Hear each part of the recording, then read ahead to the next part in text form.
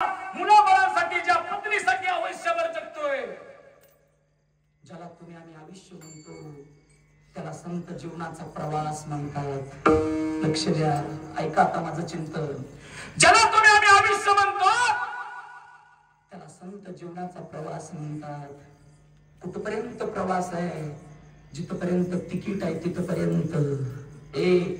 आयुष्याचा प्रवास एकट्याने चालू केला. प्रवासाची गाडी निघाली. सुख येतंय, दुःख येतंय, आनंद येतोय, समाधान येतोय. पण एका ठराविक स्टेशनवरती जाऊन थांबली.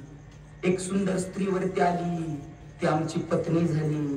ऐका, आता मात्र दोघांचा प्रवास चालू झाला. प्रपंचाचं रणगाणं आहे. पैसा येतो, पैसा जातो, सुख येतो, समाधान येतं. तसाच गाडी चालू आहे. काही क्षणात गेल्यावरती एक छोटस बाळ आलं वरती. तो आमचा मुलगा झाला. आता मात्र प्रपंचाची गाडी भरलेली आहे. लक्ष द्या, निघाली गाडी, निघाली. आणि एक दिवस असा आला, यम नावाचा कंडक्टर आतमध्ये आला. अरे जो पहिल्यांदा गाडीत चढला, त्याची उतरण्याची बारी आली.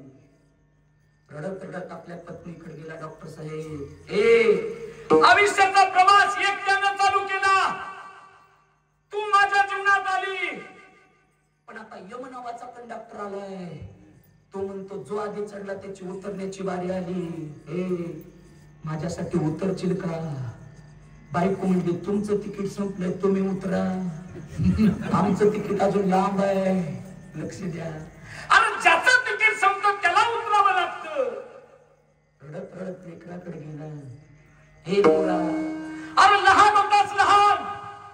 हनाचा काळा रक्ताचा पाणी नेत्राचा दिवा केला तुझ्या बापाने तुझ्यासाठी. आता मात्र उतरण्याची बारी आली. माझ्यासाठी उतरतो का लेकरा? पोरगं म्हणतं, बाबा मी उतरेल, पण अख्खे गाव तुम्हाला नावं ठेवेल. लक्ष द्या.